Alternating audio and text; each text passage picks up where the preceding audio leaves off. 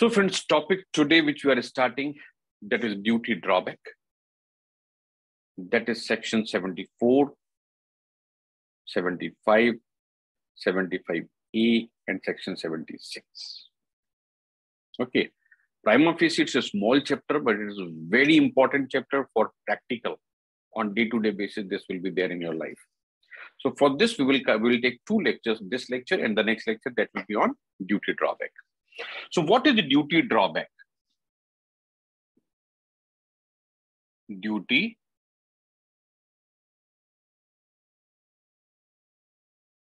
drawback. So this duty drawback primarily means refund of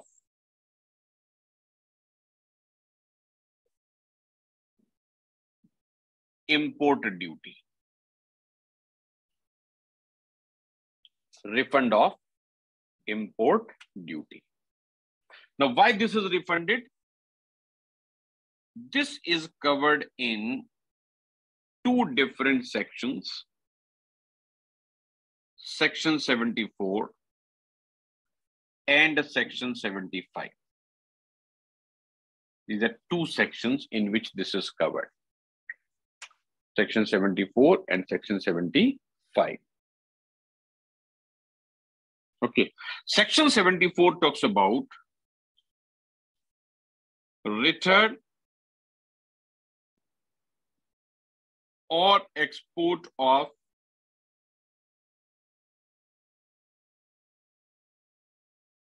identifiable imported goods.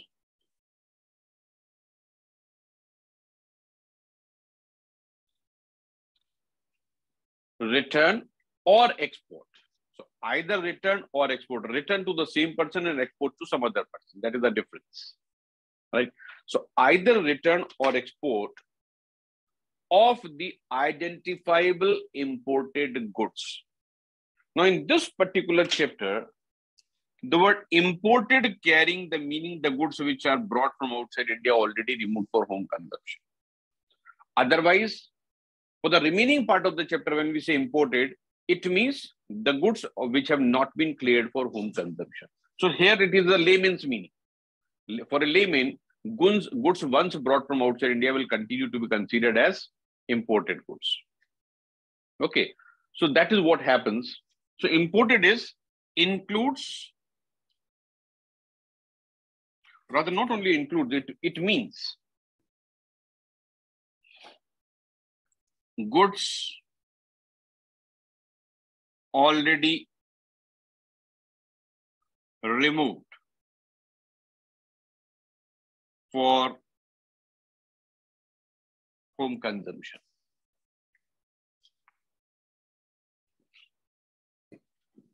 If goods are lying in the warehouse, is there any duty drawback available? Will there be any duty drawback?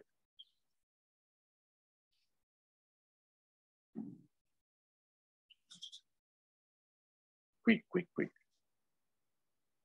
Certainly no. Why no? Because it is a refund of import duty. And when the goods are lying in the warehouse, the duty has not been paid. So question of refund does not arise. Okay. So that's why here I've changed the meaning of the word imported. That is only in relation to duty drawback. When we say imported goods for duty drawback, it means the goods have already been removed for home consumption. Otherwise, imported goods will mean the goods which have been brought from outside India, but those have not been cleared for home consumption or on which the applicable duty has not been paid. Now, and the next question here is the goods must be identifiable.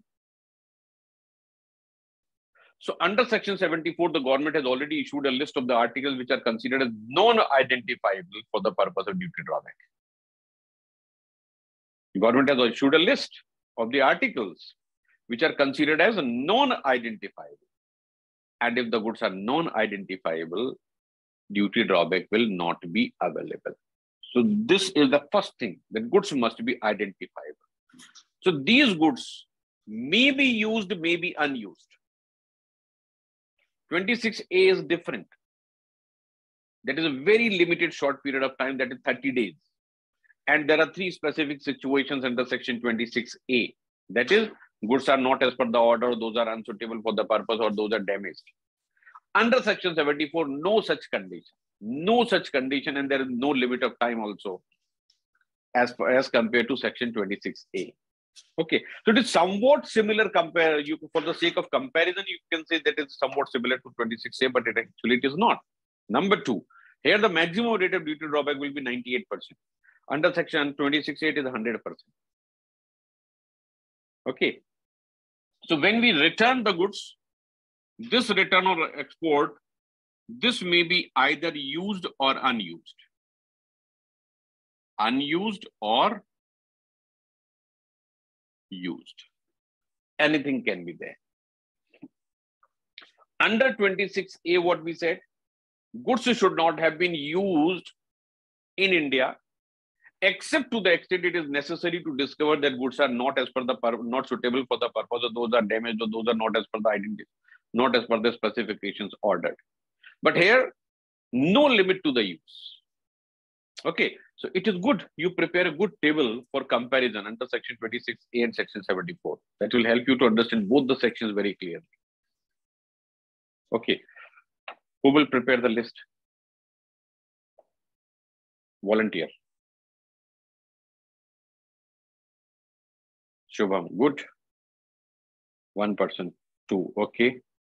Or Rakesh ji bhi banayenge, very nice. Ramshad, very good. If 4 or 5 people prepare a list, I will combine all of them into one and share. But first you put in efforts, then I'll do it. Yes, prepare and send it to me. Okay, I can write it on the board right now, but I'll not do it intentionally. You do it first. Okay, put in efforts. Okay, somebody was asking me why to do the writing practice. Okay, in the meantime, I can read the things 3 times, 4 times, 5 times. So why should I spend time on writing? When you write, you put a pressure on your mind to allow the things which are already there to come out. And once that root of the things which are already stored in the mind is clear for coming out, then it is recall memory improves. Otherwise, every one of you must have experienced that you have read the things, you remember the things, but you cannot have these recollected when it is required. Does it happen or not? In the test also, it will happen, right? You will find that, yes, this is the topic I read just 1 hour before. Now I don't remember this, right? So when you do the writing practice, that recall improves a lot. So keep on writing. Whatever you want to remember for the long time, keep doing writing practice. Something you are preparing only for today, then it is okay. Whether you read or you write, it is okay. But you want to remember for a long time, do write. Okay, so this is section 74. Good. Keep on writing, keep on writing. Okay, so under section 74, goods may be used, unused. Those must be identifiable. If those are not identifiable, or as per the declaration made by the government, then duty drawback is not available. And goods imported are those goods which are already removed for home consumption. Okay, now under section 75, this is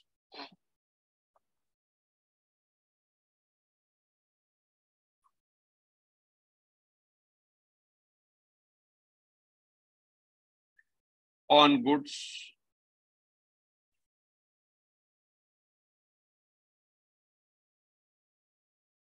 manufactured or produced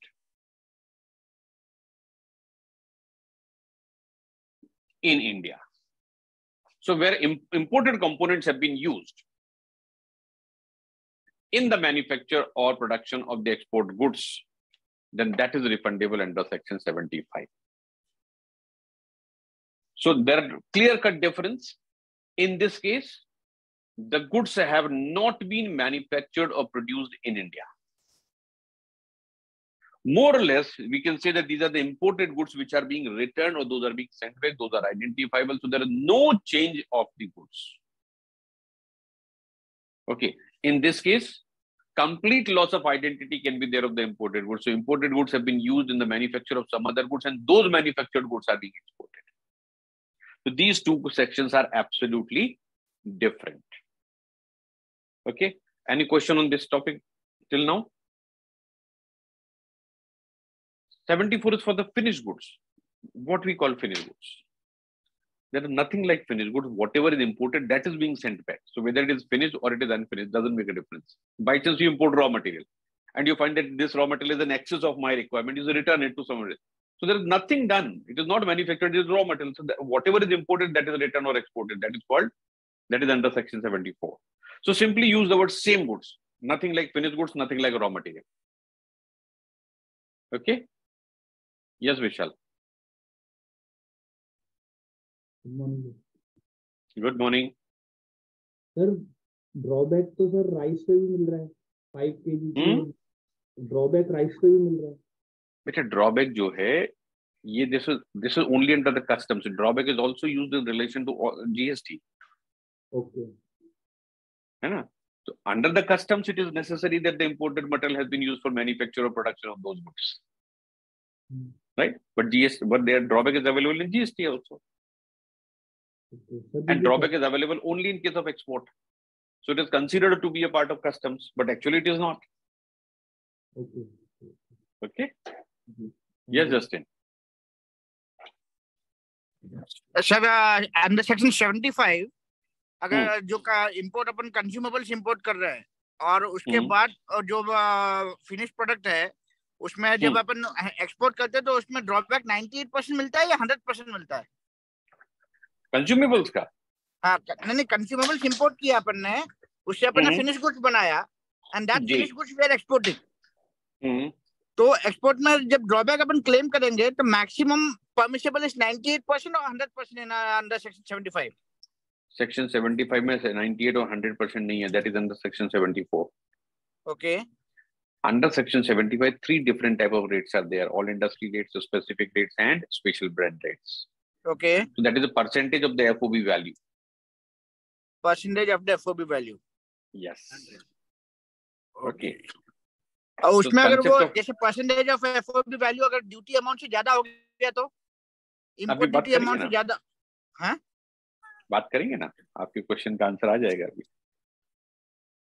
है ना तो आपने कहा duty amount जो है FOB value तो certainly duty amount से ज्यादा होगा हाँ right it is certainly FOB value is much more than the amount of the duty okay so if that imagine that a situation that FOB the duty drawback rate given to you is 5% so when you have the FOB value of 1 lakh rupees for export then you are entitled for duty drawback of 5,000 rupees now quite possible actual amount of duty paid on that is 5,500 or 4,500 doesn't make a difference still the duty drawback will be 5,000 rupees okay okay okay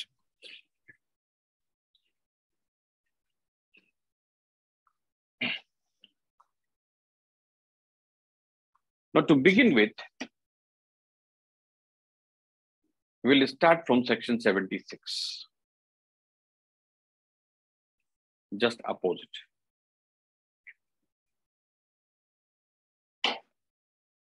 when duty drawback is not available this is the first thing on which any question can be framed